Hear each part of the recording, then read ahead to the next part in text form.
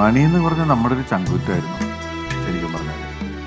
മണി ഞാൻ ആദ്യം കാണുന്നത് ആലു പാലസിൽ വെച്ചിട്ടാണ്, ഒരു ഷോയ്ക്ക് പോകാൻ വേണ്ടിയിട്ട് ഉള്ള സമയത്ത്. പിന്നെ അവിടെ തുടങ്ങിയ ആ സിനിമയോട് കൂടി ഞങ്ങളൊരു പതുക്കെ ഭയങ്കര അടുപ്പായി. പിന്നെ ഞങ്ങൾ ഒരുമിച്ചാണ്. ഞാൻ ഏകദേശം 2010 വരെ പോയിട്ടുള്ള എല്ലാ ഷോയിലും മണി നാദശയില്ലാണ്ട് ഞാൻ എങ്ങും പോയിട്ടില്ല. അത്രയും ഒരു ബ്രദർലി അഫെക്ഷൻ ഉണ്ടായിരുന്നു. മുറ്റത്ത് ആറടി മണ്ണിലുറങ്ങയല്ലോ, തെല്ലു തെക്കേ പൂറത്തെ മുറ്റത്ത് ആറടി മണ്ണിലുറങ്ങയല്ലോ.